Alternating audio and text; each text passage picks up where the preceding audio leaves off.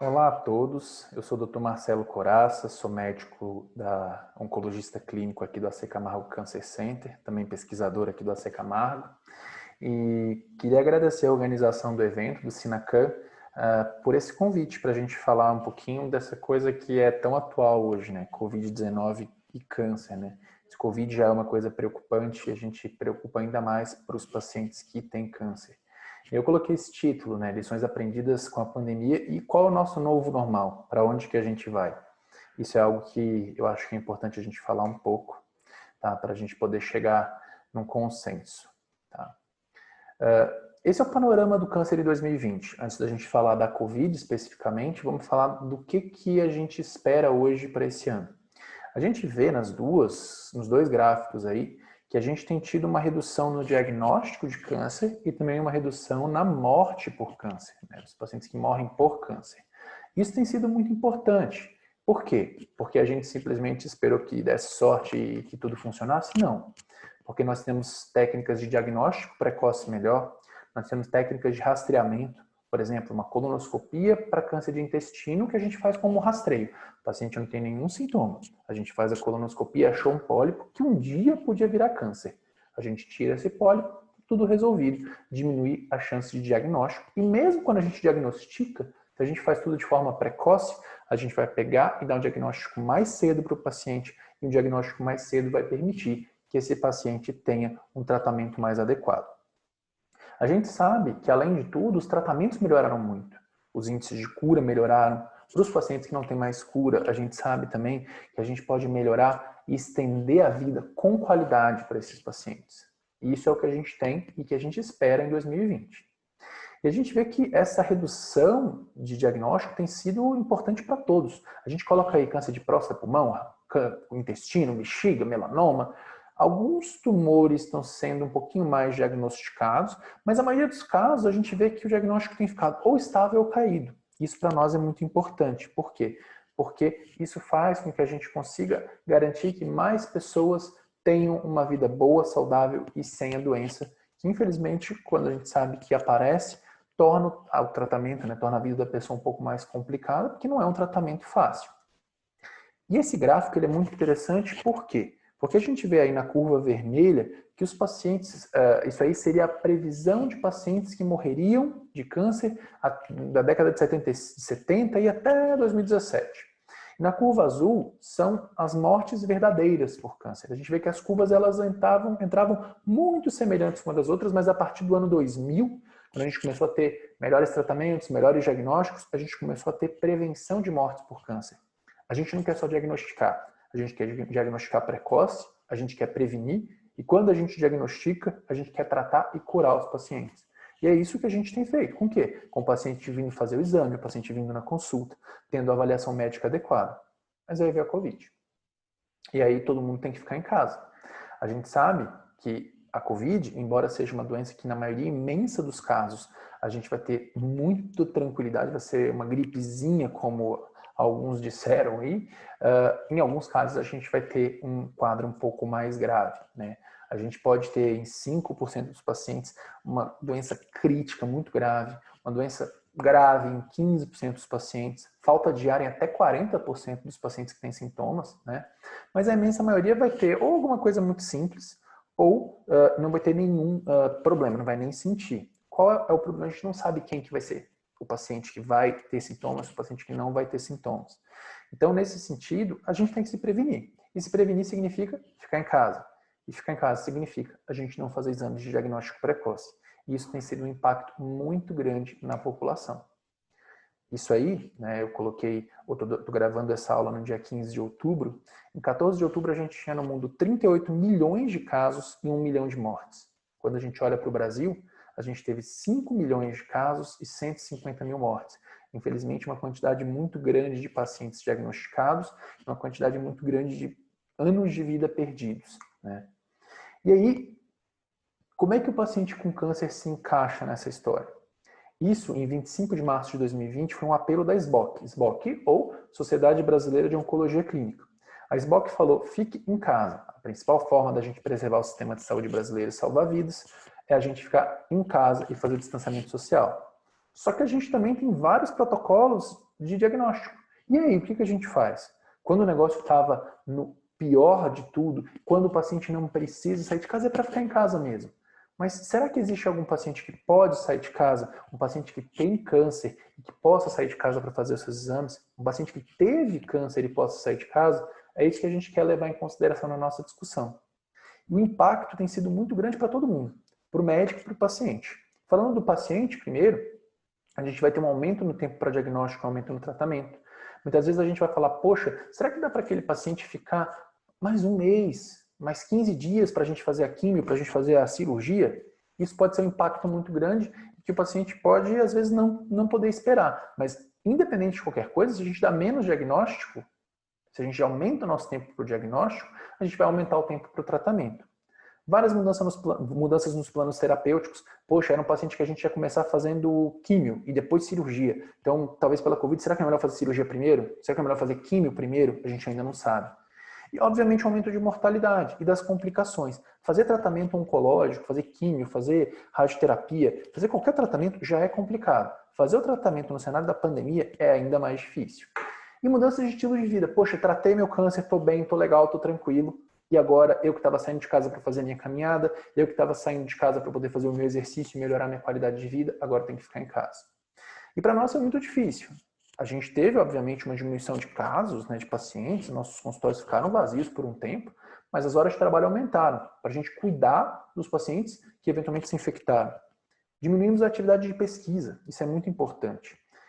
A gente começou a ter muito estresse nosso mesmo, medo de contágio, qual o impacto na nossa família, e um peso muito grande em tomar as decisões. Afinal de contas, a gente sabe que, graças às nossas decisões, a gente vai fazer com que o paciente trilhe o seu caminho de forma adequada. E o peso ficou muito grande em relação a isso. Isso tudo gera muita ansiedade, gera muito estresse. Coloquei aí a foto do Macaulay Culkin, né, Esqueceram de Mim. É o que a gente sente, a gente coloca a mão no rosto e fala, meu Deus, o que a gente vai fazer? O que a gente pode fazer de melhor é conversar, esclarecer e se informar. Esse, para mim, é o principal ponto que a gente tem. Porque o diagnóstico vai diminuir.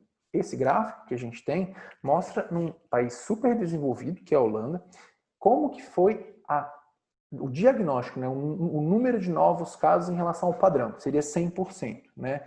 Foi visto que em 24 de fevereiro, quando a gente teve o primeiro caso lá, já estava começando a diminuir o diagnóstico, por quê? Porque todo mundo já estava com medo.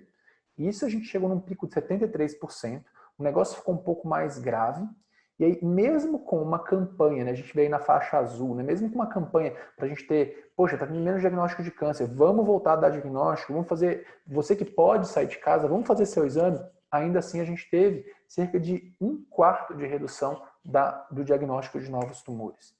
Isso a gente tem em diagnóstico, e agora a gente tem em morte. Se a gente diagnostica menos e mais para frente, o paciente vai morrer mais.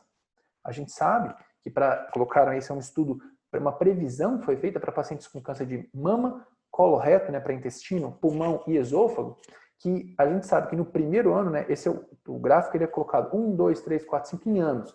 Então, no primeiro ano a gente vai ter um aumento do número de mortes, isso pode se agravar com o tempo em alguns casos, isso pode se estabilizar em outros, mas que vai haver um aumento, vai, porque a gente está diagnosticando menos.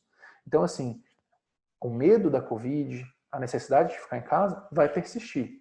Mas como é que a gente pode melhorar isso? Quais são os processos que a gente pode? Primeiro, a informação. Óbvio, a gente sabe quais são os sintomas.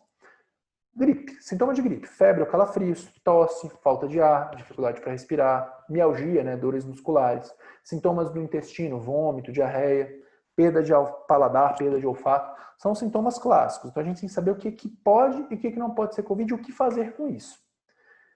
Isso, em termos de sintomas, vocês estão muito sabidos já. Isso está na TV o tempo inteiro. Mas eu queria colocar algumas coisas que são fato e algumas coisas que são fake. Né? A gente tem falado muito de fake news hoje. Eu até, quando eu estava preparando a aula, eu entrei no site do Ministério da Saúde e tem algumas coisas meio absurdas, do tipo, tomar chá de limão fervendo com bicarbonato mata a Covid. Rapaz, deve matar a Covid e deve matar a gente também, né? Porque imagina aquele negócio descendo quente com bicarbonato. Tomar água de 15 em 15 minutos mata o vírus. Gente, se eu tomo água de 15 em 15 minutos é de 20 em 20 indo no banheiro, né? Então, assim, vamos ver quais são os mais importantes. Tem coisas que são óbvias, do tipo, O vírus transmite na máscara que veio da China. Não, gente, o vírus ele não vai vir da máscara que vem lá da China, ele não vai ser. Isso é meio óbvio. Eu quero colocar as coisas que são mais importantes para o paciente com câncer. E aí vem uma primeira coisa, uma coisa que muita gente fala, o paciente que tem câncer ativo ou história de câncer tem maior chance de pegar a Covid. Isso é fake. O risco é igual, de pegar, o risco é igual para todos. A infecção é muito parecida para todos. Quem tem câncer ativo, quem tem mais risco, tem risco de ter formas mais graves. Mas, para os pacientes em geral, as medidas têm que ser as mesmas. Para paciente com história de câncer tratado, câncer ativo, paciente que tratou, que está tratando, não tratou mais, não importa. Os cuidados têm que ser o mesmo. Isolamento social, máscara, cuidado com lavagem de mãos, álcool gel, tudo que você já sabe. E uma outra coisa que meus pacientes perguntam muito, né? Doutor, eu sou grupo de risco? Eu fiz químio tem 3 anos, fiz minha cirurgia tem 4, eu acho que eu ainda sou. Nem todo mundo é grupo de risco. Isso também é fake. Né? Quem está fazendo tratamento ativo, sobretudo quem está fazendo químio, quem está fazendo tratamento, por exemplo, com cânceres do sangue, né, neoplasias hematológicas, como leucemia, linfoma, são os pacientes que são mais graves, para ter uma doença mais grave. Agora, se você já completou seu tratamento há muito tempo, você não é um paciente que está em grupo de risco, exceto se você tem outros problemas de saúde, como enfisema, pacientes com asma, pacientes que têm hipertensão, diabetes. Esses são os pacientes que têm o maior risco. Então, assim, se você não dá tratamento que reduz a ação do sistema imune, seu risco é muito parecido com o resto da população.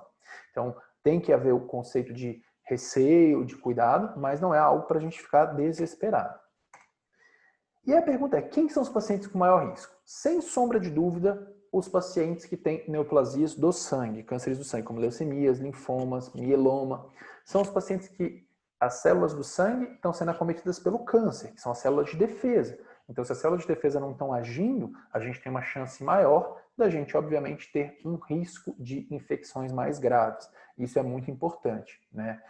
Outra coisa que é importante, pacientes que fizeram transplante de medula óssea. Geralmente, pacientes com cânceres do sangue são os pacientes que vão ser submetidos a esse tipo de tratamento, onde a imunidade vai lá embaixo. E se a imunidade vai lá embaixo, a gente tem um risco maior, porque, afinal de contas, quem que combate o vírus? É o nosso sistema imune. Então, se o nosso sistema imune combate o vírus, o nosso sistema imune está lá embaixo, o risco de ter uma infecção mais grave é maior. Quem está fazendo químio, não é tão grande o risco, mas quem está fazendo químio é importante. E, obviamente, o paciente que, independente de qualquer coisa, das 3 anteriores, de qualquer outra coisa, tem uma debilidade mais intensa. Um paciente que já tem um quadro de enfisema pulmonar, um paciente que tem uma diabetes de difícil controle, um paciente que precisa de muito auxílio da família para poder fazer todas as suas atividades do dia a dia, mais debilitado. Então, isso é muito importante da gente levar em consideração. E uma coisa que é importante, tem tratamento preventivo eficaz? Isso é fake total. Existem alguns tratamentos que são importantes para o paciente que já pegou. Alguns dados com corticoides, existem alguns dados com anticoagulante, mas tudo ainda muito incerto. Agora, fazer prevenção, ir na farmácia comprar 1 kg de hidroxicloroquina, porque pode ser que e começar a tomar, a gente pode inclusive ter arritmias pela hidroxicloroquina. A gente começar a tomar vitamina C em alta dose, a gente não sabe se isso é nem favorável. E aí eu digo mais, para o paciente que está fazendo tratamento, tem um risco de interação com o tratamento que o paciente está fazendo. Poxa, estou fazendo químio, comecei agora a tomar 2 kg de zinco por dia. Será que isso não pode piorar o tratamento, aumentar a quantidade de efeitos colaterais? Sem sombra de dúvidas que sim, pode sim. E o que a gente pode fazer de verdade? Para os pacientes que têm câncer, para os pacientes que estão tratando, seja no cenário para a gente curar ou no cenário para a gente melhorar os sintomas do paciente, não interromper o tratamento, exceto se o médico indicar. Alguns pacientes meus sumiram. E eu fui ver 2, 3 meses depois e eu falei, gente, mas você não podia ter parado o seu tratamento? Ah, não, eu fiquei com medo e sumi. A gente sabe que apesar da Covid-19 ser uma doença muito grave, o câncer também é. Como a gente coloca sempre, o câncer não pode esperar. Então, assim, se o paciente tem condição de interromper o tratamento, a gente vai discutir. Mas de sumir não é algo interessante.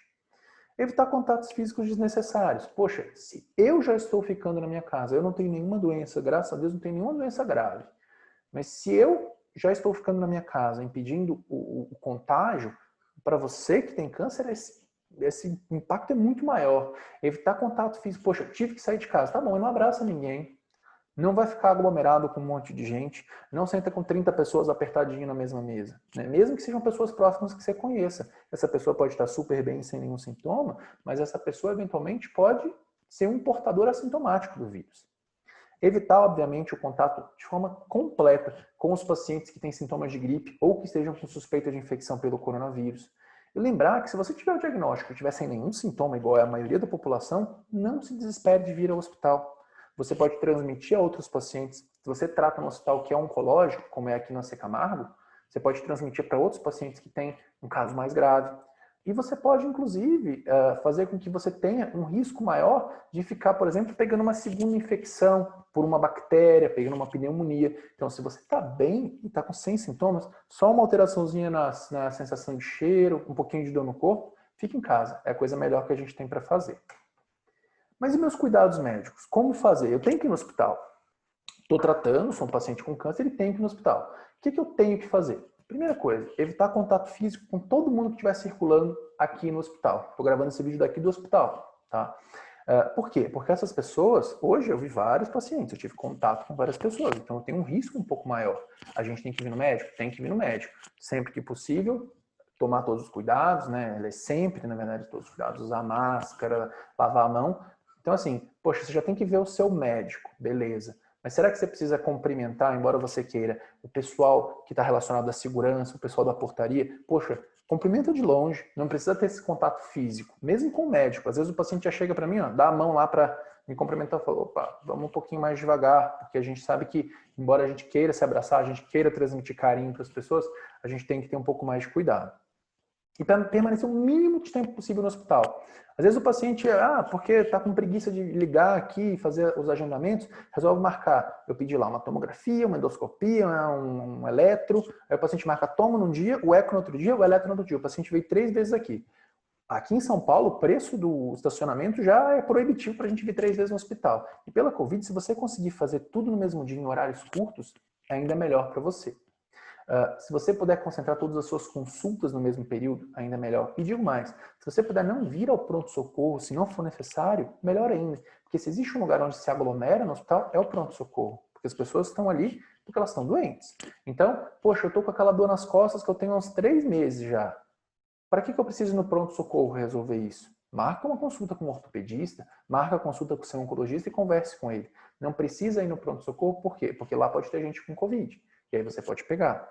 A gente sabe, ninguém tem muita noção de quem vão ser os pacientes mais graves e menos graves. Mas se a gente evita contaminar, melhor ainda. Tentar trazer o mínimo de gente para cá. Poxa, eu preciso trazer uma pessoa comigo. Traz uma, não traz 2, não traz 10 pessoas para consulta. Porque isso pode ser uma coisa que aumente o risco dessas pessoas eventualmente encostando em alguma coisa, pegar e virar portador assintomático do vírus e transferir para você. Transferir para o médico, que vai ver outras pessoas. Transferir para o enfermeiro, que vai ver outras pessoas. Então, o mínimo de pessoas possível. E para os internados, se você está internado, por qualquer motivo que seja, poxa, receba o mínimo de visita. Pega o telefone e vamos fazer, aqui, telemedicina. A gente faz telemedicina, já vou falar de telemedicina, vamos fazer contato, visita por telefone, visita por vídeo.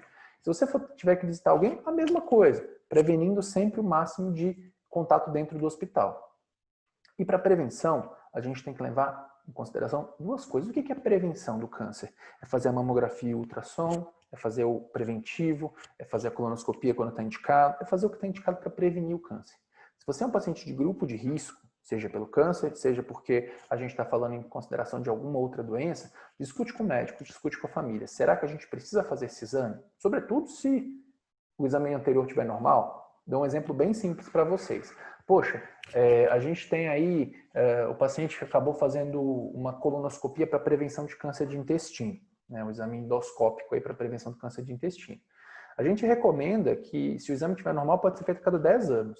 Poxa, tem 2 anos que eu fiz, estou meio encucado, quero fazer de novo. Ou então a pessoa falar assim, quero fazer uma tomografia porque eu estou preocupado. Se não tem indicação, não é para fazer. Agora, para quem é fora do grupo de risco, manter os exames que são indicados. Se a gente tem que pensar em mamografia, ultrassom, preventivo, em alguns casos fazer o PSA para câncer de próstata, em alguns casos fazer ultrassom transvaginal para a gente ver se está tudo bem com o aparelho reprodutivo da paciente. Os que são indicados a gente tem que fazer. Agora, se você fala assim, não, estou a fim de fazer um scan, quero fazer uma tomografia de corpo inteiro para garantir que eu estou limpo. Além de não fazer sentido, a gente se expõe ao risco. Então, para quem está fora do grupo de risco, tem que fazer os exames de rastreamento. E se você já teve câncer eventualmente, mantenha o segmento em consulta conversando com o seu médico. Sempre que você puder ficar em consulta, é fundamental. E vacina? Muita gente me pergunta, e essa vacina aí quando sai? Se eu soubesse, estaria rico, né? Porque eu falaria, gente, olha, tal tempo já pode se preparar. Vacina é segura para paciente com câncer? A priori, a gente espera que a vacina para a Covid-19 seja tranquila. Por quê? O paciente que tem câncer, o paciente que está fazendo químio, ele não pode receber uma vacina de vírus vivos atenuados. O que é isso? Você pega o vírus no laboratório, deixa ele bobinho, coloca na vacina e dá para o paciente com toda a formulação. O corpo reconhece aquilo, como o vírus está bobo, ele mata o vírus rapidinho, mas reconhece aquilo e ganha uma memória contra aquele vírus, né? Por exemplo, a vacina da catapora, a vacina da febre amarela, são de vírus vivo atenuado. Esse para o paciente com câncer está contraindicado. Como nós achamos que a vacina para a Covid-19 não vai ser desse tipo, vai ser segura. Mas a gente precisa, primeiro, de segurança e depois de eficácia. Não adianta a gente dizer, a vacina lá da Rússia mostrou que ela é eficaz, mas ela é segura? A gente não sabe ainda. Então a gente tem que saber eficácia e segurança. Então, quando a vacina estiver disponível, se tiver segurança, eu vou ser a pessoa maior defensora possível para que os primeiros pacientes a receberem sejam os pacientes que têm alguma história de câncer, seja ativa ou uma história de um câncer tratado. E uma coisa que todo mundo pergunta, telemedicina é para todos os casos? É para todo mundo? É difícil isso, porque muito da nossa consulta, muito do que a gente faz, tem a ver com o que a gente está lidando no olhar para o paciente, na expressão do paciente. Na telemedicina isso não é tão interessante. Eu gostaria muito que todo esse simpósio que foi organizado pudesse ser presencial, para a gente poder trocar mais experiências, para a gente poder ficar um pouquinho menos artificial do que eu só falando para vocês, tentando trazer a coisa de forma mais leve. Quando a gente está junto, o negócio é um pouco mais tranquilo. Então, assim, se a gente está falando em telemedicina, é uma consulta simples para tirar uma dúvida, para saber se o remédio que está tomando está sendo tomado certo, por um segmento que o paciente já está há muito tempo e vai só, eventualmente, mandar os exames por e-mail, beleza. Mas se o paciente está com uma doença ativa, se ele está fazendo químio, se o paciente está fazendo químio, ele vai ter que vir no hospital. Então, tem que vir na consulta para quê? Para sentir o que está acontecendo. É uma ferramenta muito importante, mas a gente tem que lembrar que não é para todos os casos. Ok, mas e se eu pegar a Covid? Vocês também já sabem, tá? Ficar em casa, monitorizar se você não tem sintomas graves. Se tiver algum sintoma grave, ligar para a emergência, vir para a emergência. Mas se tiver tudo certo, fica em casa. A gente já está ouvindo isso muitas vezes. Descansar, se manter hidratado. Pois se eu tiver uma consulta, liga e pergunta, eu estou com Covid, o que é que eu faço? Você está com Covid é para ficar em casa. Ah, mas se eu estou com falta de ar? Não, você tem que vir para o hospital, mas não é para consulta com um oncologista, não é para consulta com um cardiologista, não é para consulta com ninguém. É para você vir pronto-socorro, para internar e ficar tomando seus cuidados. Mas a gente sabe que isso só vai ocorrer em pacientes, sobretudo que tem falta de ar ou algum tipo de confusão mental, alguma coisa que seja mais grave. Lavar as mãos frequentemente, evitar compartilhar objetos, limpar tudo direito. E, sobretudo, se nós estamos falando de um paciente que tem câncer e pegou Covid, fica em casa. Mas e se alguém da casa pegar Covid? Como é que a gente faz? Se manter distante. Né? Se manter o máximo de distante possível. Ah, poxa, é uma pessoa que tem a disponibilidade de ficar na casa de um parente, de um amigo, para poder se isolar de quem tem câncer em casa, melhor. Poxa, o paciente que tem câncer, ele pode ir para a casa de alguém para não ter esse contato? Essa seria a melhor proposta que a gente teria. Mas e se a gente sair de casa? Lembre-se, se você é um paciente que teve ou câncer ou que tem câncer, ajude a proteger a si e aos outros. Muitas vezes, alguns pacientes que vão ter formas graves da Covid são pacientes que não têm, são pessoas, né? Não chamo nem de pacientes, são pessoas que não têm nenhum tipo de doença. E aí são pacientes, são pessoas, né, que podem eventualmente ter uma complicação super grave, até mesmo morrer da doença. Então, ajude a proteger a si e aos outros. Mantenha o distanciamento social. Use máscara. Se precisou sair de casa, o máximo de distância das pessoas. Use máscara. Tomar todo o cuidado para que a gente não tenha o processo de disseminação mais importante da doença. E na oncologia, o mais importante para mim é você conversar. A gente está falando aqui de retirar algumas dúvidas em alguns casos específicos, mas cada caso é um caso, cada paciente é um paciente. Cada tipo de doença é uma doença. Então, se você tem dúvidas, aproveite a sua próxima consulta, seja ela presencial, por telemedicina, como for. Se você tem o contato do seu oncologista, por favor, entre em contato com ele se você tiver alguma dúvida para que você fique tranquilo e faça tudo certo. Retire suas dúvidas, que eventualmente a gente não conseguiu tirar aqui, para que você consiga promover a sua saúde e a saúde de todos nós. Conversar com um oncologista é fundamental. vamos nos ajustar aos poucos ao novo normal. Como que a gente vai se ajustar? A gente ainda não sabe. Se vocês não sabem, a gente também não sabe. Então a gente vai construir esse novo normal juntos, conversando, dialogando, tirando as dúvidas, para que a gente chegue a algo que a gente almeja, que é voltar a viver sem máscara. Eu estou muito feliz de gravar esse vídeo sem máscara, aliás, porque não aguento mais usar máscara todo dia. Minha máscara está aqui, limpinha. Vou trocar daqui a pouco também para poder ir para casa. Mas assim, vamos chegar no nosso novo normal juntos e torcer para que a gente tenha uma vacina logo e que as coisas fiquem um pouco mais tranquilas e a gente volte à nossa rotina da melhor forma possível. Queria agradecer novamente a organização do Sinacan, né, a organização que me convidou para falar um pouquinho sobre isso. Meus contatos estão aqui. Se alguém quiser me mandar um e-mail ou entrar em contato pelo Twitter, pode ficar à vontade para a gente poder tirar dúvidas, eventualmente para a gente poder conversar um pouquinho sobre qualquer dos temas que a gente abordou aqui. Se tiver faltado alguma coisa também, eu estou à disposição. E, novamente, muito obrigado e que todos aí tenham um ótimo dia e que a gente possa ficar torcendo cada vez mais para que a gente fique livre dessa pandemia o mais rápido possível. Obrigado.